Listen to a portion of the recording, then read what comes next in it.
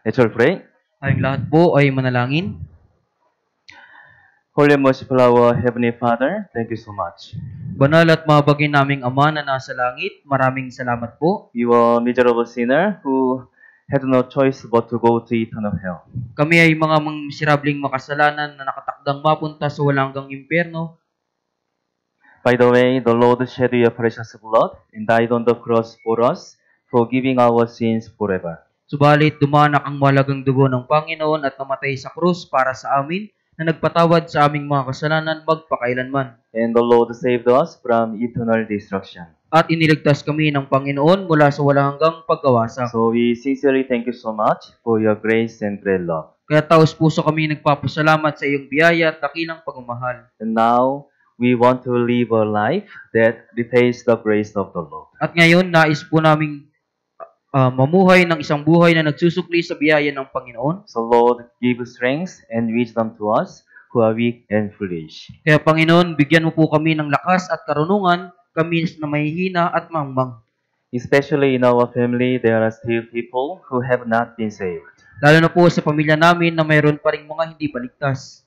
So Lord, have mercy on them so that they all can come before the word of the Lord and be saved. Kaya Panginoon, mahabag ka po sa kanila upang silang lahat po ay makarating sa salita ng Panginoon at maligtas. And please, O Lord, commit the church to grow further and spread the gospel more powerfully to surrounding areas. At pakiusapayaan niyo po ang Cavite Church na lumago pa at mas makapangyarihang ipalaganap ang Ebanghelyo sa mga nakapaligid na lugar. And please help all churches in Philippines be established well. At pakiusap tulungan niyo po ang lahat ng iglesia sa Pilipinas na maitatag ng maayos. And please give more wisdom and power to Pastor Kim Gunte, who leads the church. At pakiusap, bigyan mo po ng higit na karunungan at kapangyarihan si Pastor Kim Conte na namumuno sa iglesia. And Lord, if there is a brother or sister who is not good health among us, please recover their health quickly.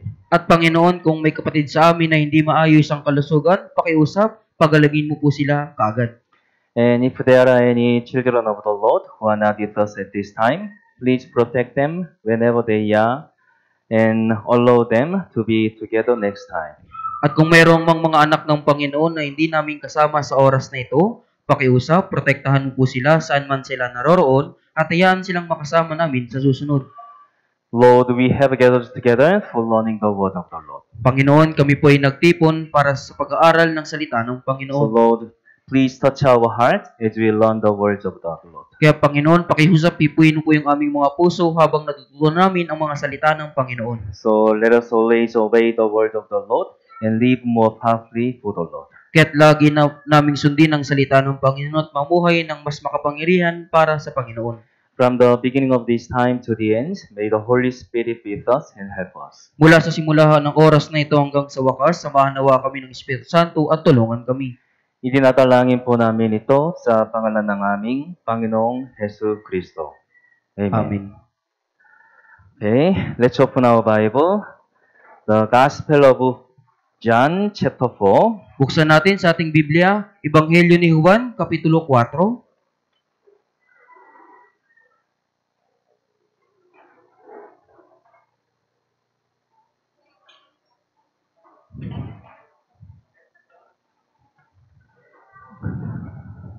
Gospel of John, chapter 4, verse 1 to 10.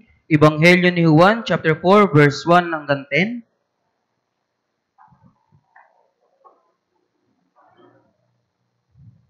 Let's read it together.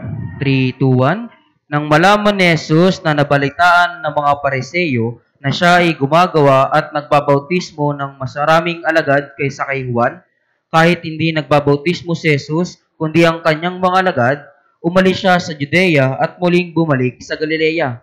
Subalit, kailangang dumaan siya sa Samaria.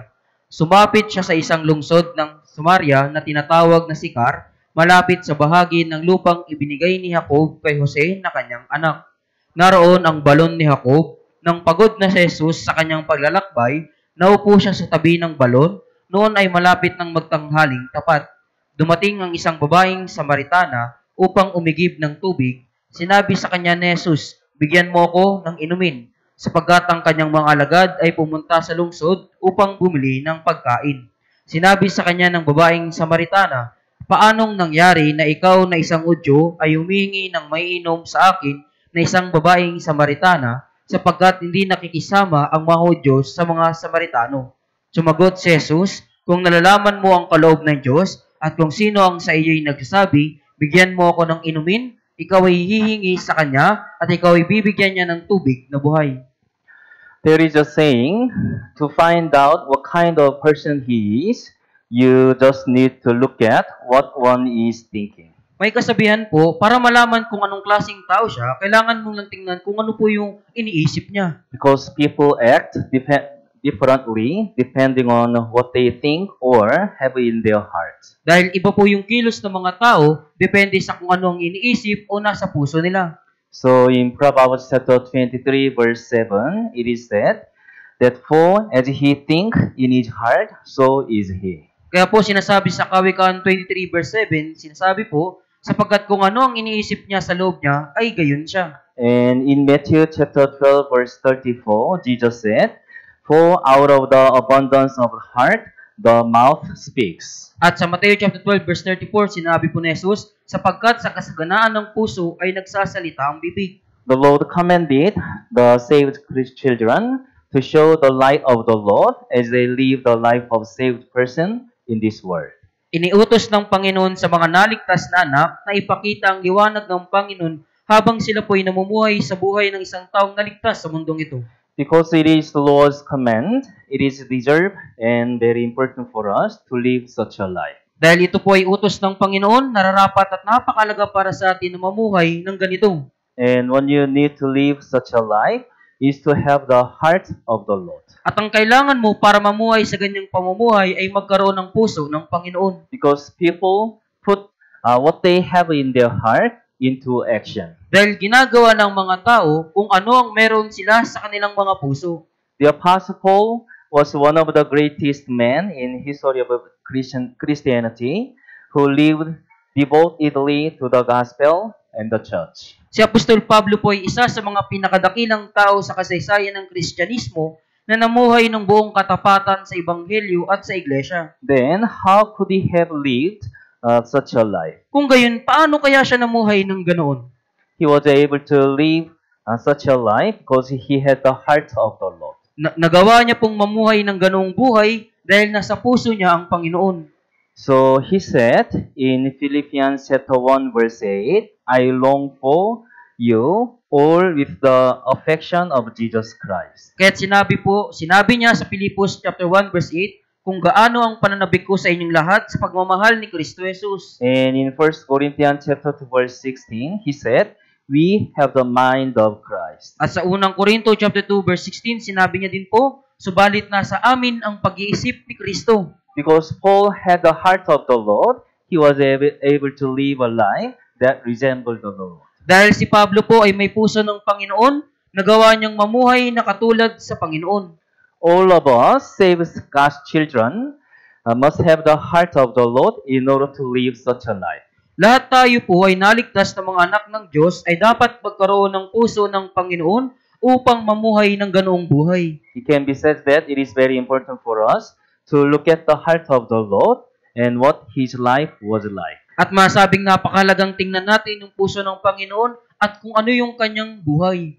So, through this text, let's think about the heart and life of the Lord under the title, The Thirst of the Lord. Kaya sa magitan ng tekstong ito, pag-isipan po natin yung puso at buhay ng Panginoon na yung pamagat po ay yung pagkauhaw ng Panginoon. John chapter 4 speak about Jesus, the source of living water. Sinasabi po ng Juan chapter 4 ang tungkol kay Jesus ang pinagmumulan ng tubig na buhay. In particular, it is recorded that the Lord saved a Samaritan woman at the well by asking her for water. Lalo na po naitala na iniligtas ng Panginoon ng isang babaeng Samaritana sa isang balon sa magitan ng paghingi sa kanya ng tubig. So, from the content of the text, you can learn some lessons. Kaya mula sa nilalaman nito, matututunan natin yung ilang mga aral. First, the Lord had no discrimination. Una po, ang Panginoon po ay walang itinatangi. Let's read verse 3 and 4. Basahin natin verse 3 hanggang 4. 3, 2, 1. Umalis siya sa Judea at muling bumalik sa Galilea. subalit kailangang dumaan siya sa Samaria. Jesus left Judea and went back to Galilee, trying to go through Samaria. Umalis si Jesus sa Judea at bumalik sa Galilea at sinubukang dumaan sa Samaria. According to the Old Testament, Israel was divided into northern Israel and southern Judah because of King Solomon's sin. Ayon po sa lumang tipan, nahati ang Israel sa hilagang Israel at timog Juda dahil sa kasalanan ni Haring Solomon. And northern Israel continued to sin against God and received God's wrath and was destroyed in BC 722 by the country of Assyria. At ang hilagang Israel po'y patuloy na nagkasala laban sa Diyos at tumanggap ng puot ng Diyos at nawasak noong BC 722 ng bansang Assyria. The Assyrians who destroyed Israel used the policy of mixing in order to neutralize their resistance. Ang mga Assyrian po na sumira sa Israel ay gumamit ng isang patakaran ng paghahalo upang ma-neutralize po nila yung kanilang paglaban. So they moved other peoples to live in Samaria, the capital of northern Israel, and mixed the lineages of Israel with other people. Kaya inilipat nila yung ibang mga tao upang manirahan sa Samaria, yung kabisera ng hilagang Israel at inihalo yung angkan ng Israel sa ibang mga lahi. So at the time of Jesus, the Samaritans were not pure-blooded Jews. Kaya noong panahon ni Jesus, yung mga Samaritano po, ito yung mga Hudyong hindi dalisay, yung dugo. So Jews of pure blood considered the Samaritans like Gentiles. Kaya yung mga Hudyo na may dalisay na dugo ay tinuturing ang mga Samaritano na parang mga hintil. And the Samaritans regarded Jews as an enemy who treated them as dogs and pigs as they treated other Gentiles. At itinuturing ng mga Samaritano ang mga Hudyo bilang mga kaaway na itinuring silang bilang mga aso at baboy gaya ng pagtrato nila sa ibang mga hintil. So they weren't close to each other. Kaya hindi talaga sila close sa isa't isa. But when Jesus left Judea and traveled to Galilee, he tried to go through Samaria. Ngunit nang umalis si Jesus sa Judea at maglakbay sa Galilea, sinubukan niyang dumaan sa Samaria. It is said that there were three main roads from Judea to Galilee at the time. At sinasabing may tatlong pangunahing daan mula Judea hanggang Galilea noong panahong iyon. One was to the Mediterranean beach, and second was to the east of the Jordan River, and the third was through Samaria. Yung isa po ay nasa dalampasigan ng Mediterranean, yung pangalawa ay nasa silangan ng Ilog Jordan, at ang ikatlo po ay sa pamagitan ng Samaria. Among them, the fastest shortcut was through Samaria. At sa kanila po, yung pinakamabilis na shortcut po ay sa Samaria. However, the Jews despised the people of Samaria. So, when going to Galilee, they didn't go through Samaria route, but went further. Gayunman, hinahamak ng mga Hudyo ang mga taga-Samaria kaya kapag pupunta sila sa Galilea, hindi po sila dumadaan sa ruta ng Samaria kundi sa mas malayo. However, the Lord went on the Samaria road that the Orthodox Jews at the time turned away from. Gayunpaman, nagpunta yung Panginoon sa daang pa-Samaria na tinalukuran ng mga Hudyong kinikilala noong panahong iyon. It was an incomprehensible act beyond common sense. Ito ay isang hindi maintindihan gawa na lampas sa karaniwang pag-iisip. Then, why did Jesus try to go Galilee through Samaria, which all the Jews were away from at the time? Kung gayon, bakit sinubukan ni Jesus na pumunta sa Galilea sa magitan ng Samaria po na ang lahat ng mga Hudyo ay malayo sa panahong iyon? It was to evangelize a woman living in the town of Sychar, Samaria. Ito po ay upang ma-evangelize isang babae na nirahan sa bayan ng Sikar sa Samaria. Which was the woman who came out to get water by well during the hottest hour. At sino yung babaeng lumabas para kumuha ng tubig sa tabi ng balon sa pinakamainit na oras? However, it is said that the Jews at the time not only despised the Samaritans themselves, but also often ignored the woman.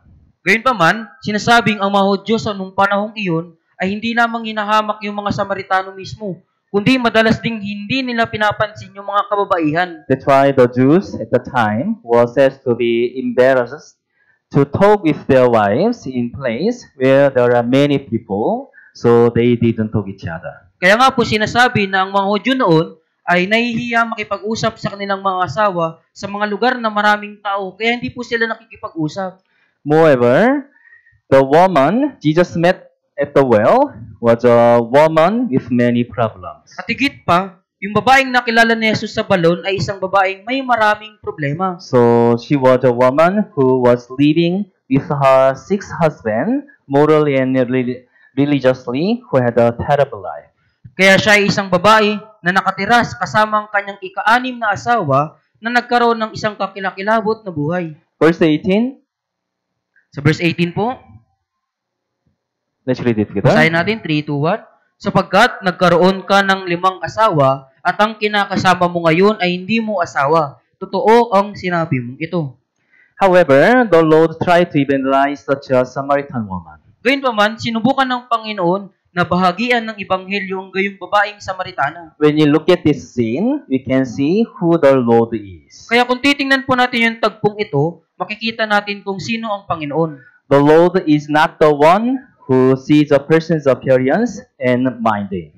Ang Panginoon, nakikita ng, hindi niya po basta tinitingnan yung panlabas na nyo ng isang tao, hindi niya po ito pinapansin. The Lord wanted to save all people, regardless of ethnicity, religion, personality, or sin. Dahil nais ng Panginoon na iligtas ang lahat ng tao, anuman ang lahi, angkan, personalidad o kasalanan. So the Bible said in 1 Timothy chapter 2 verse 4, God really desires all men to be saved and come to the knowledge of the truth. Kaya sinasabi po sa Biblia sa unang Timoteo chapter 2 verse 4, ang Diyos ay nagnanais ng lahat ng tao ay maligtas at makarating sa pagkakilala ng katotohanan. And in 2 Peter chapter 3 verse 9, Bible said, the Lord wants no one to perish, but to all come to repentance. At sinasabi po sa 2 Pedro chapter 3 verse 9, hindi ibig ng Panginoon na sino man ang mapahamak, kundi ang lahat ay dumating sa pagsisisi. And if you look at second half of John chapter 4, she had met the Lord and was saved. At kung titingnan po natin yung ikalawang bahagi ng Juan chapter 4, nakilala niya yung Panginoon at naligtas. And through the woman, the villagers were evangelized and got salvation. At sa magitan ng babaeng ito, ang mga taga-nayon ay na-evangelize at nagkaroon po ng kaligtasan. Verse 39. So verse 39, basahin po natin. At marami sa mga Samaritano sa lungsod na iyon ang sumampalataya sa kanya dahil sa sinabi ng babae na nagpatotoo, sinabi niya sa akin ang lahat ng mga bagay na aking ginawa. The Lord even had seen many people in the village of Saita would be saved through the woman. At nakita ng Panginoon ang maraming tao sa nayon ng Sikar ang maliligtas sa magitan ng babaeng iyon. The same is true for us. Ganon din po sa atin. When we evangelize people around us, we shouldn't be reluctant or keep away from evangelizing by looking at their appearance. Kapag nag-evangelize tayo sa mga tao sa ating paligid, hindi tayo dapat mag-atubiling o umiwas sa pag-evangelize sa magitan po ng pagtingin sa kanilang itsura o pagkatao. Because the Lord died for all people to save. Dahil namatay ang Panginoon para iligtas ang lahat ng tao. Even though their present appearance is evil and maybe much against, we cannot know how they will be used by God if they are saved. Kaya kahit na ang kanilang kasulukuyang anyo ay masama at maaaring labis na masama, hindi natin nalalaman kung paano sila gagamitin ng Diyos kapag sila ay maligtas. We don't know how He will live in the future. At hindi natin nalalaman kung paano siya mabubuhay sa hinaharap. After he is saved, he may live like Paul or Peter. Pagkatapos niyang maligtas, maaari siyang mamuhay tulad ni Pablo o ni Pedro. That's why we must evangelize to the end with faith. Kaya dapat tayong mag-evangelize hanggang wakas ng may pananampalataya. And it is the same within the church and between the saints. Ito rin po ay pareho sa loob ng church at sa pagitan ng mga banal. The Lord loves and cares for all of His children. Iniibig at pinangangalagaan ng Panginoon ang lahat ng kanyang mga anak. There is no discrimination in Christ, whether Jews or Gentile. Walang diskriminasyon o pagtatangi kay Kristo, Hudyo man o Hintil. Let's turn to Ephesians chapter 2. Punta po tayo sa Efeso chapter 2. Verse 19. So verse 19.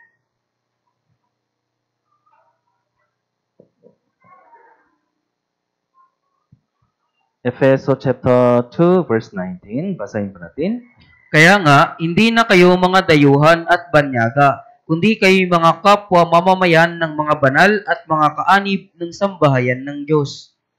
Jews and Gentile who had previously been in a relationship that couldn't be one, but became one through the blood of Christ. Ang mga Hudyo at mga Hintil na dati ay nasa isang relasyon na hindi maaaring maging isa, ay naging isa sa magitan ng dugo ni Kristo. And now they are equal children of God. At ngayon sila ay pantay na ng mga anak ng They Diyos. became one family in Christ. Sila ay naging isang pamilya kay Kristo. In a normal family, families do not discriminate against each other. Sa isang normal na pamilya, ang mga magkakapamilya walang diskriminasyon sa isa't isa. Parents love and care for their children equally.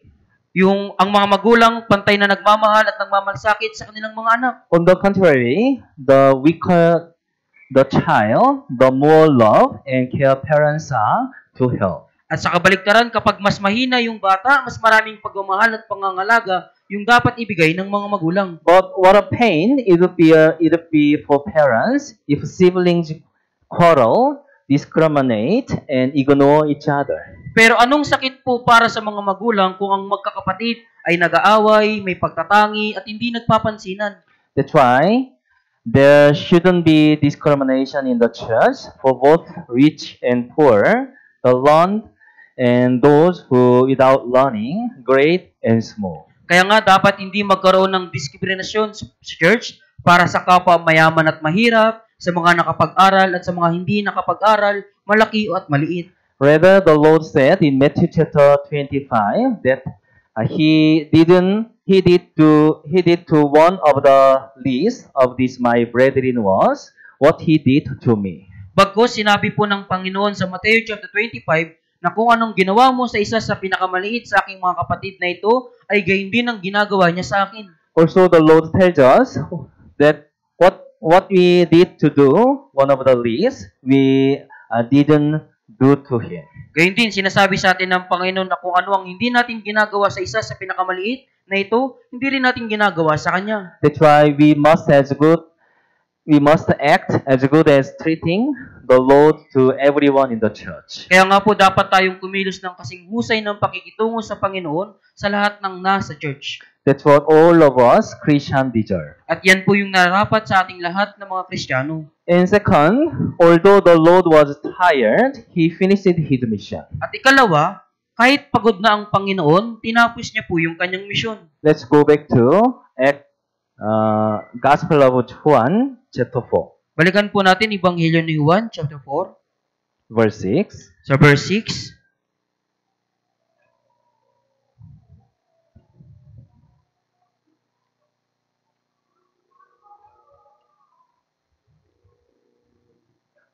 Basahin po natin. Bagamat naroon ang balon ni Jacob ng pagkod na si Jesus sa kanyang paglalakbay, naupo siya sa tabi ng balon, noon ay malapit ng magtanghaling tapat. Although Jesus is God, He is the one who feels all the pain we suffer the same because He came in the body of a person like us. Kahit na si Jesus po ay Diyos, nakakaramdam pa rin po siya ng parehong sakit na dinaras nating lahat dahil siya po ay dumating sa katawan ng isang taong katulad natin. The Lord has traveled the long way and evangelized. Ang Panginoon po ay naglakbay ng malayo at nag-evangelize. So the Lord was busy. It must have been very tired and difficult. Kaya napakabala ng Panginoon at tiyak na siya ay pagod at nahihirapan. The same was true of the Lord as He passed the Samaria road. At ganito din yung nangyari sa Panginoon nang dumaan po siya sa daan ng Samaria. So in verse 6, the Bible said, Jesus therefore, being wearied from His journey. Kaya nga po sinabi sa verse 6, nang pagod na Jesus sa kanyang paglalakbay. It seems to be a great comfort for us. At ito ay isang tila malaking kaaliwan para sa atin. The Lord is the one who first suffered, so He is the one who knows and understands all the suffering and sorrows we suffer. Ang Panginoon ang siyang unang nagdusa, kaya siya ang nakakaalam at nakakaunawa sa lahat ng paghihirap at kalungkutan na ating dinaranas. And the comfort of the Lord is the real comfort. At ang kaaliwan ng Panginoon ay tunay na kaaliwan. So in Isaiah chapter 51 verse 12, God said, even I am he who comforts you. Kaya sinasabi po sa Isaiah chapter 51 verse 12, ako nga ang siyang umaaliw sa inyo. That's why we can boldly come to the Lord to report all our suffering and obtain the Lord's grace. Kaya nga matapang tayong makakalapit sa Panginoon upang iulat ang lahat ng ating pagdurusa at matamo ang biyaya ng Panginoon. Let's turn to Hebrews chapter 4. Punta po tayo sa Hebreo chapter 4.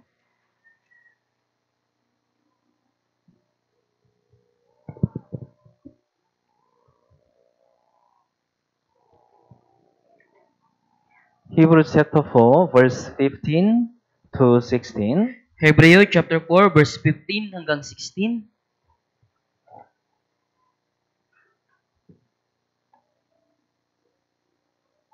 Basahin po natin.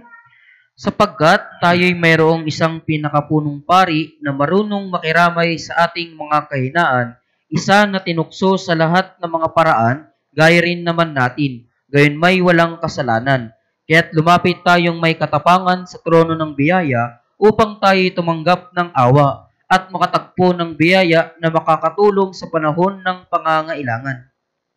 The Lord is the one who has been tempted in all things like us. Ang Panginoon ang siyang tinukso sa lahat ng bagay katulad natin. The difference between the Lord and us is that He is sinless. Ang pagkakaiba sa pagitan natin at ng Panginoon, siya po ay walang kasalanan. So in verse 16, Paul says, "Let us therefore come boldly to the throne of grace." Kaya sinabi po sa verse 16 ni Pablo, kaya't lumapit tayong may katapangan sa trono ng biyaya. The Lord understands us because He knows all of us. Naiintindihan tayo ng Panginoon dahil kilala niya tayong lahat. So when we come to the Lord, we can gain mercy and grace. Kaya kapag lumapit tayo sa Panginoon, maaari tayong magtamo ng awa at biyaya. So we can come to the Lord more boldly. Kaya makakalapit tayo sa Panginoon ng may katapangan. And even though the Lord was very tired and difficult on His way, He didn't delay or give up meeting the woman.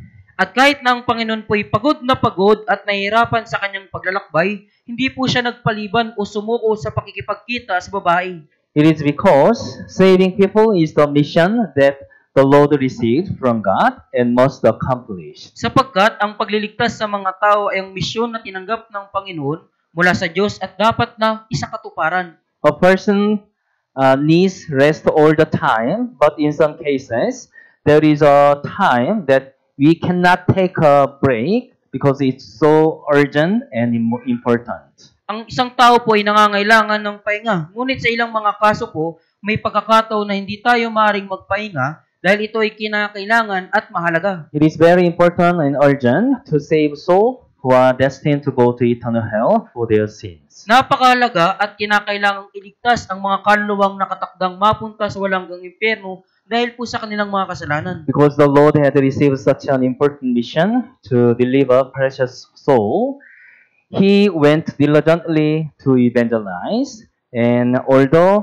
tired, He went to Samaria. Dahil nakatanggap ang Panginoon ng napakahalagang misyon na magligtas ng mga mahalagang kaluluwa, masigasig siyang nagtungo sa at nag-evangelize at bagamat pagod siya, pumunta siya sa Samaria. The same is true for us. Ganon din po sa atin. Sometimes we are tired and exhausted from many things, but we have a job to do. Minsan tayo ay pagod na pagod sa maraming bagay, ngunit mayroon tayong trabahong dapat gawin. It is to evangelize the people around me, given to me. Ito ay yung evangelize ang mga taong nakapaligid sa akin na ibinigay sa akin. So it is important that we can never just rest. Kaya napakalaga nito na hindi ka maaring magpahinga. So even though we are tired, we must get up and evangelize. Kaya kahit pagod na tayo, dapat tayong bumangon at mag-evangelize. Let's turn to Gospel of Luke, chapter 17. Punta po tayo sa Ebanghelyo ni Lucas, chapter 17.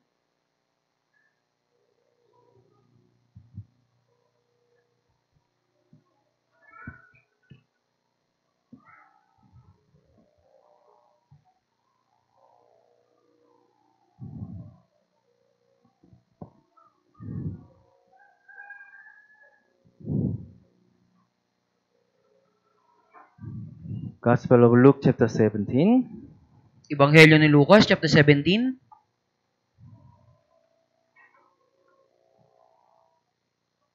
올라서 verse 7, hanggang sa verse 10.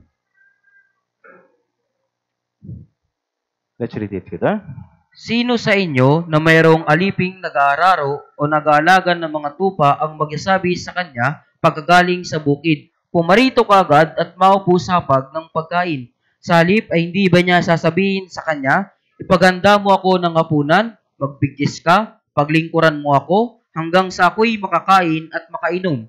Pagkatapos ay kumain ka at uminom. Pinasasalamatan ba niya ang alipin sapagkat ginawa niyang iniutos sa kanya? Gayun din naman kayo, kapag nagawa na ninyo ang lahat ng mga bagay na iniutos sa inyo, inyong sabihin, kami mga aliping walang kabuluhan, ginawa lamang namin ang aming katungkulan. Jesus gave the explanation using example of the master and the servant. Ginamit at ibinigay na paliwanag na Jesus yung halimbawa po ng may-ari o Panginoon at alipin. There was a servant who worked in the master's field and returned home. Mayroon po isang alipin dito na nagtatrabaho sa bukid ng kanyang Panginoon at umuwi. Then will the master say to the servant, "Good work, so now take a rest." Kung gayon sasabihin ba ng may-ari sa alipin, mahusay, kaya magpahinga ka na.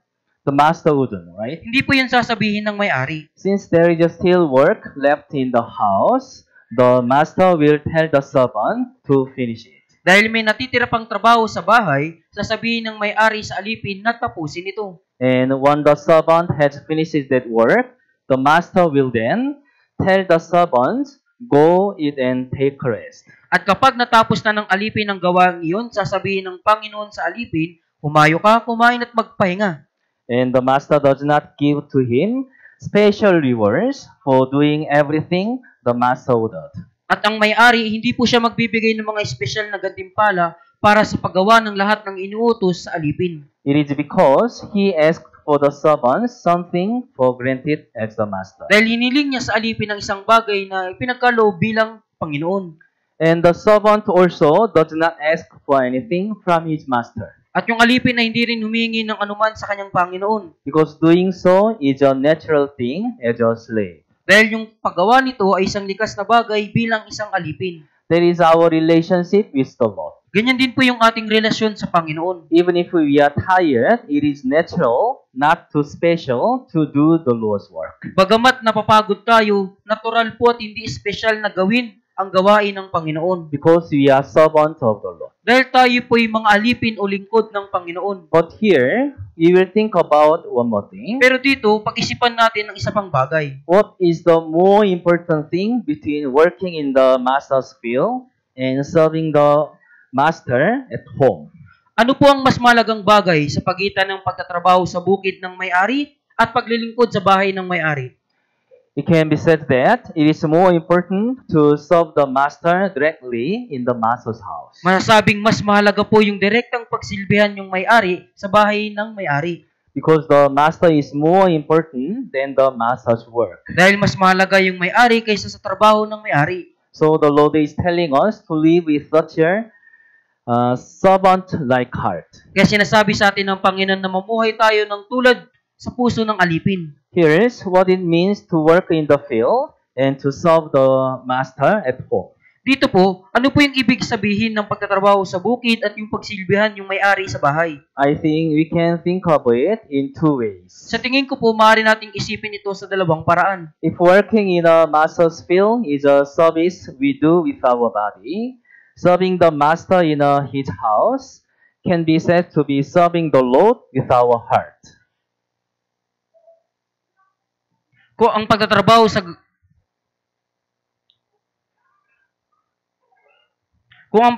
sa gawaan ng papel po ay isang paglilingkod na ginagawa natin sa ating katawan, ang paglilingkod po sa bahay ng may-ari po ay masabing paglilingkod sa Panginoon ng ating buong puso. So it is more important to love and serve the Lord with a genuine heart than to serve without our heart.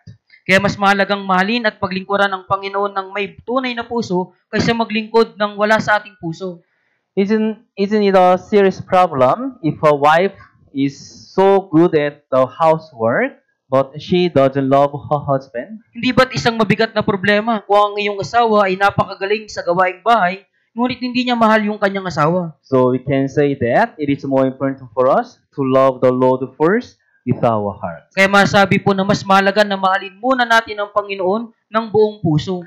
Another thing is that if while shepherding sheep in the field is to do the work given in the world, serving the master at home is to serve the Lord in the church, the house of God. Yung isa pang bagay po, kung ang pagpapastol ng mga tupa sa bukid ay yung gawaing dapat gawin na ibinigay sa mundong ito, ang paglilingkod sa tahanan ng may-ari po ay paglilingkod sa Panginoon sa iglesia o sa bahay ng Diyos. The job of a Christian in the world is also entrusted by the Lord. Yung trabaho ng mga Kristiyano sa mundong ito po, ipinagkatiwala din po ito ng Panginoon. It is the Lord's work and it is important. At ito ay gawain ng Panginoon at ito ay mahalaga. However, the work in the church can be said to be we serve directly the Lord. Gayunpaman, yung gawain sa church ay masabing tayo po ay direktang naglilingkod sa Panginoon. So we cannot neglect any of them, but when it comes to importance, it can be said that serving the Lord in the church is more important. Hindi natin maaaring pabayaan ang alinman sa mga ito. Ngunit pagdating sa kahalagahan, masasabing mas mahalaga ang paglilingkod sa Panginoon sa church. The work of service in the church is never easy. Ang gawain ng paglilingkod sa church ay hindi kailanman madali. Because sometimes we sacrifice a lot and we have a lot of work that we cannot do it with our ability. Dahil minsan marami tayong isa na sakripisyo at marami tayong gawain na hindi natin kayang gawin sa ating kakayahan. So sometimes we get tired. Kaya minsan napapagod tayo. But we will have to do it to the end. Ngunit kailangan nating gawin ito hanggang sa huli. Because we are servants and that is what the Lord has entrusted to us and that is what we must do. Dahil tayo ay mga lingkod o alipin at iyon ang ipinagkatiwala sa atin ng Panginoon at iyon yung dapat nating gawin. And here's one more thing to think about. At narito po yung isa pang bagay na dapat nating pag-isipan. Did the Lord know or not that the journey through Samaria to save woman would be the tiring one? Alam ba ng Panginoon na yung paglalakbay tungo sa Samaria upang iligtas yung babae ay magiging isang nakakapagod o hindi? The Lord knew, right? Nalaman po ito ng Panginoon. But why did the Lord go on tired and difficult road? Ngunit bakit pumunta pa rin ng Panginoon sa isang nakakapagod at mahirap na daan? It was because the Lord knew that through His labor, He would save the soul of woman who was more precious than the whole world. Dahil nalalaman ng Panginoon na sa pamamagitan ng kanyang mga paggawa ay maililigtas niya ang kaluluwa ng isang babae na mas mahalaga kaysa buong sanlibutan. And the Lord also knew that through that woman, many people in the town would be saved. At nalalaman din ng Panginoon na sa pamamagitan ng babaeng iyon, maraming tao sa bayan na iyon ang maliligtas. The same is true for us. Ganun din po sa atin. The Lord has said that nothing we do in Him is in vain. Sinasabi ng Panginoon na anumang bagay na ginagawa natin para sa Kanya ay hindi walang kabuluhan. That's why the Lord tells us not to give up, although sometimes we are tired and difficult. Kaya nga sinasabi sa atin ng Panginoon na huwag sumuko, bagamat minsan tayo ay napapagod at nahihirapan. Let's turn to Galatians chapter 6 verse 9. Punta po tayo sa Galatia chapter 6 verse 9.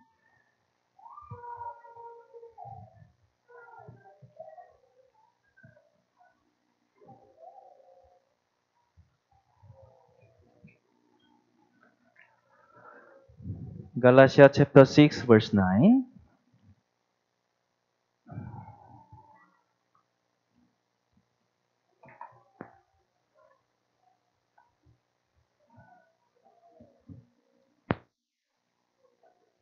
Basahin po natin. At huwag tayong manghinawa sa paggawa ng mabuti, sapagkat sa takdang panahon ay mag-aani tayo kung hindi tayo manlulupaypay. Here, the Lord told us to do good, but not to lose heart. Dito po sinasabi sa atin ng Panginoon na tayo gumawa ng mabuti, ngunit huwag manlupaypay. This is because there are times the Lord has said. Sapagkat may mga panahong itinakda ang Panginoon. The Lord will surely accomplish when the time comes. Tiyak natutuparin ng Panginoon kapag dumating ang panahong iyon. And then only God decides that time, not us. At saka, Diyos lang din po yung nagpapasya sa panahong iyon, hindi tayo. We don't know the time, so if the desired result doesn't appear right away, we get tired and give up. Hindi natin nalalaman yung panahon na yun. Kaya kung hindi man agad lumabas yung inaasahang resulta, tayo po'y napapagod at sumusuko. But that's not what I can decide, so we have to do it to the end when it's accomplished. Ngunit dahil hindi yan ang bagay na aking mapagpapasyahan, kaya kailangan natin gawin ito hanggang sa dulo kapag ito po ay naisakatuparan. And there is no in vain that we have done according to the will of the Lord in Christ. At hindi po walang kabuluhan ang ating ginagawa ayon sa kalooban ng Panginoon kay Kristo. There must be a reward from the Lord. At tiyak na may gantimpala mula sa Panginoon. So we must believe it and do our best to the end. Kaya dapat nating paniwalaan ito at gawin yung ating makakaya hanggang wakas. Let's go back to John chapter 4, verse 7. Balikan po natin 1 chapter 4 verse 7.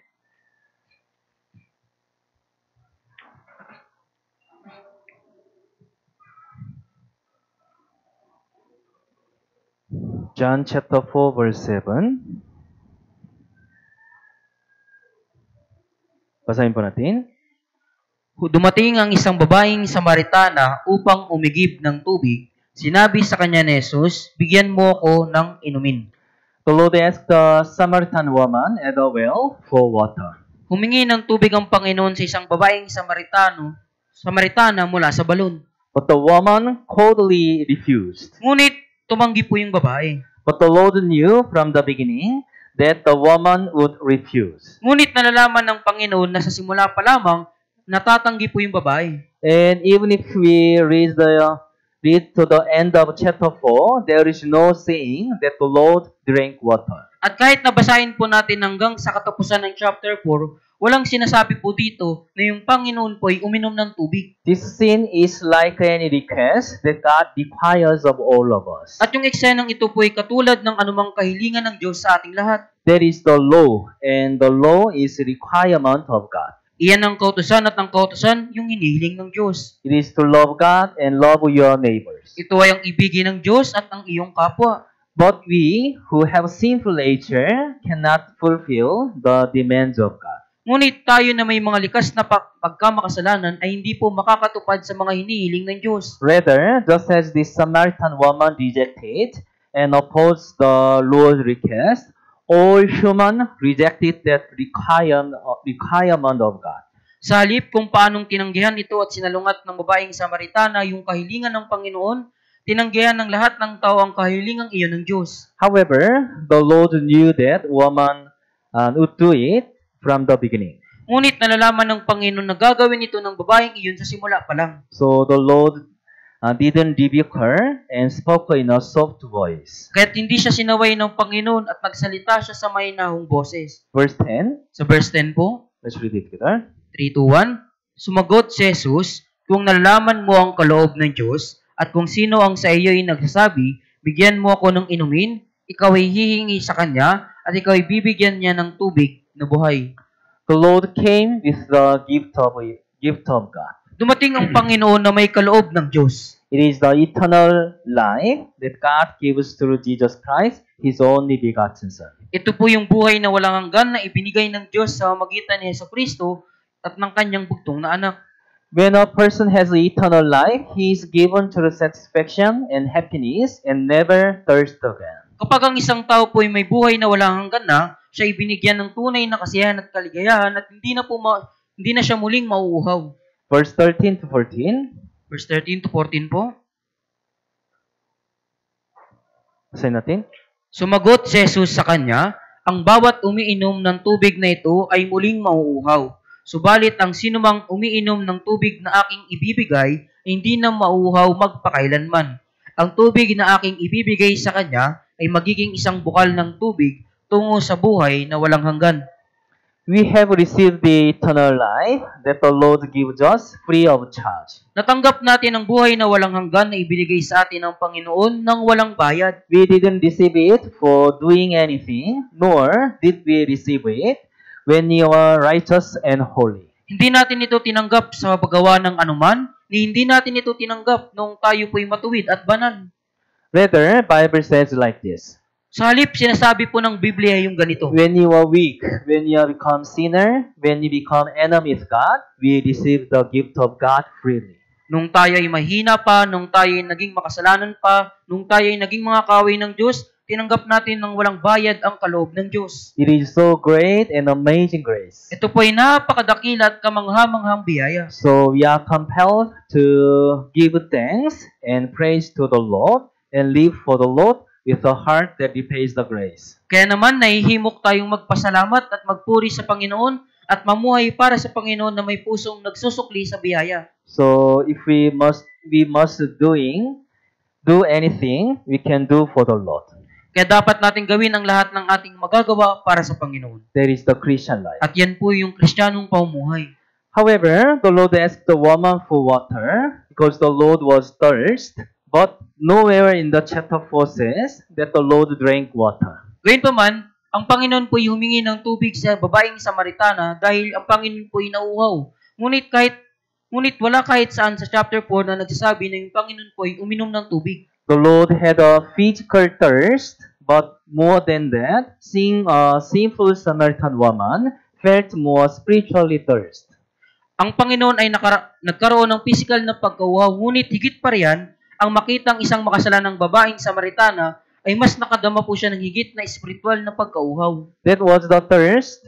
That thirst was the thirst for the fulfillment of God's righteousness, as in Matthew chapter 5 verse 6, those who hunger and thirst for the righteousness. Ang pagkauhaw na iyon ay ang pagkauhaw sa katuparan ng katuwiran ng Diyos, gaya po ng sa Matthew chapter 5 verse 6, sa mga nagugutom at nauuhaw sa katuwiran. It was a thirst to pity and save soul of this sinful and frustrated woman. Ito po ay isang pagkauhaw na mahabag at iligtas ang kaluluwa ng makasalanan at bigong babaeng ito. Chapter 4 verse 34. Chapter 4 verse 34.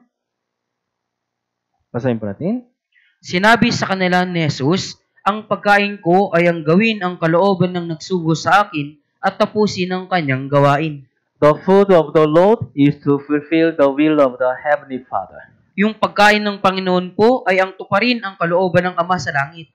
We are people of Christ. We are Christian. Tayo po yung mga tao ni Kristo, tayo yung mga Kristiyano. So we must have the same thirst as the Lord. Kaya dapat tayong magkaroon ng katulad ng pagkauhaw ng Panginoon. This is the thirst to achieve God's righteousness. Ito ang pagkauhaw na makamit ang katuwiran ng Diyos. So I hope that what God wants to accomplish through us will be done, and we will have to do our best to achieve it. Kaya umaasa po ako na nais ng Diyos na may sa katuparan sa magitan natin ay magagawa at kailangan natin gawin yung ating mga kaya upang makamit ito. That's why we must always think deeply about what is entrusted to each of us and give ourselves to it. Kaya naman dapat lagi nating pag-isipang mabuti kung ano yung ipinagkatiwala sa bawat isa sa atin at ibigay yung ating sarili dito. But what to think about here is that the thirst of the Lord is different from a wish. Ngunit ang dapat isipin dito ay iba yung pagkauhaw ng Panginoon mula sa isang kahilingan. It is a craving that must be achieved. Ito po ay isang pananabik na dapat makamit. The Lord came to woman with that craving. Dumating ang Panginoon sa babae na iyon na may ganoong pananabik.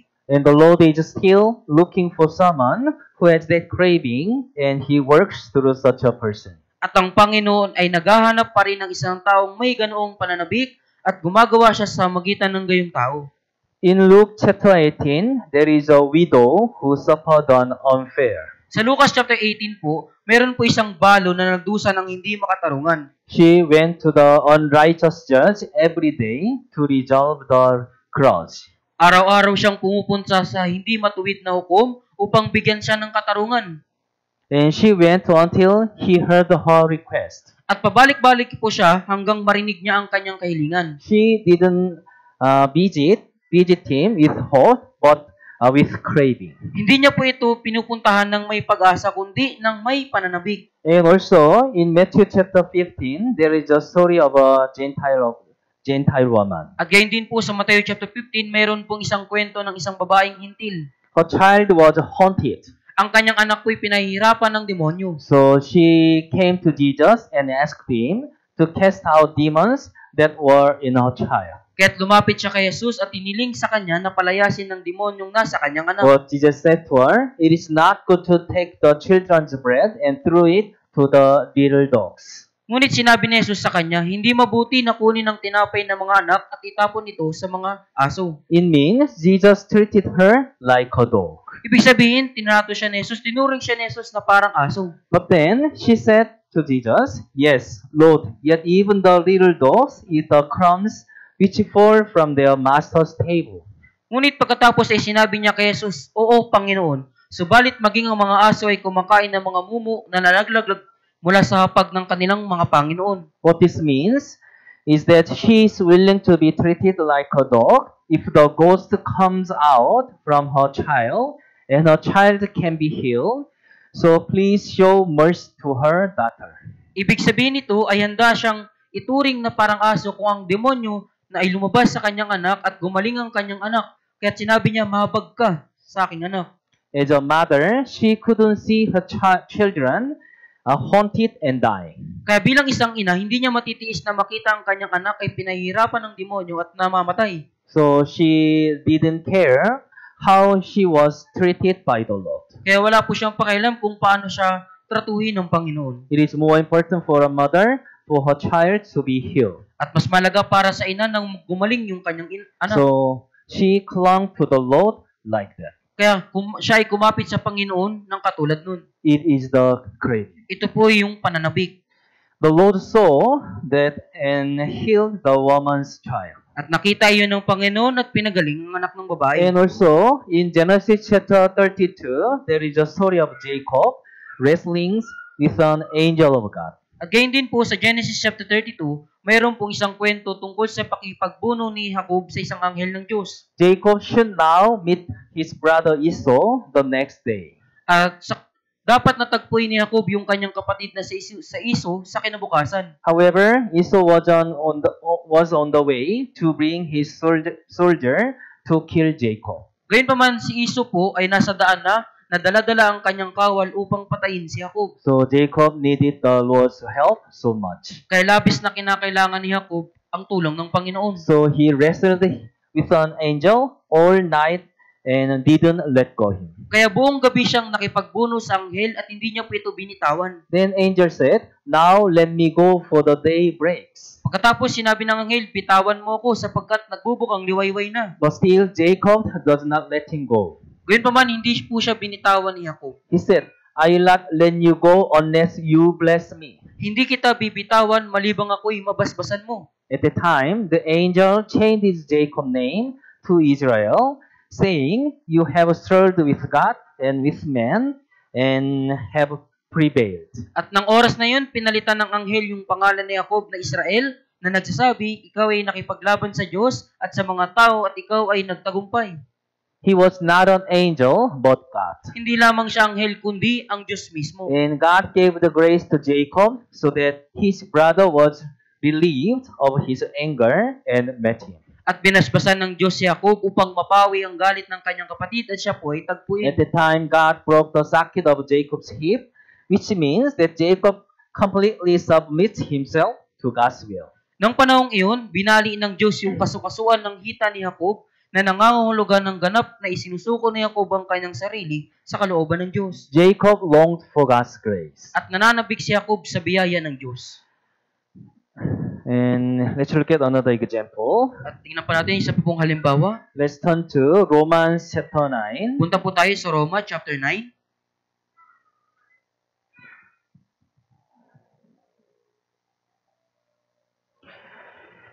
Roma chapter 9 mula sa verse 1 hanggang sa verse 3. Roma chapter 9 verse 1 hanggang 3.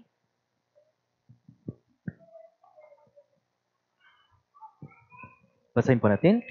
Sinasabi ko ang katotohanan na kay Kristo, hindi ako nagsisinungaling, ito'y pinatotohanan ng aking budhi sa magitan ng Espiritu Santo, na mayroon akong malaking kalungkutan at walang tigil na kirot sa aking puso, sapagkat pamagalingin ko pang ako ay sumpain at mawalay kay Kristo alang-alang sa aking mga kapatid na aking mga kamag-anak ayon sa laman.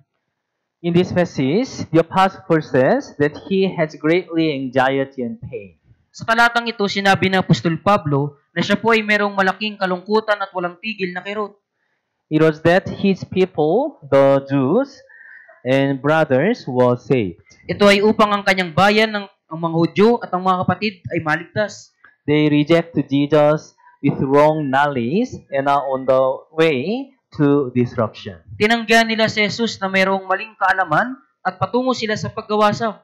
So the Apostle Paul was very sorry for it. Kaya labis na kinalulungkot ito ni Apostol Pablo. So he said that he wanted his brother and relatives to be saved even if he himself was cursed and perished. Kaya sinabi niya po na gusto niyang magligtas ang kanyang mga kapatid at kamag-anak kahit na siya mismo po ay isumpa at mapahama. He had the wrong for other souls to be saved. Siya po ay mayroong pananabik para sa ibang mga kaluluwa na maligtas. That's why the Lord accomplished many gospels works through him. Kaya po, naisagawa ng Panginoon ang maraming gawa ng Ebanghelyo sa mamagitan niya. The Lord has a desire to save souls. Ang Panginoon ay may pagnanais na iligtas ang mga kaluluwa. So the Lord visited her even in the midst of exhaustion and tiredness. Kaya binisita ng Panginoon yung babae kahit sa gitna ng pagkapagod. And the Lord had a conversation to save the woman, forgetting the thirst of the Lord himself. At nakipag-usap ang Panginoon upang iligtas ang babae at nakalimutan yung mismong pagkauhaw ng Panginoon. And through that woman, the Lord saved many people in town. At sa magitan ng babaeng iyon, iniligtas ng Panginoon ang maraming tao sa bayan na iyon. And later, the Lord accomplished the work of saving mankind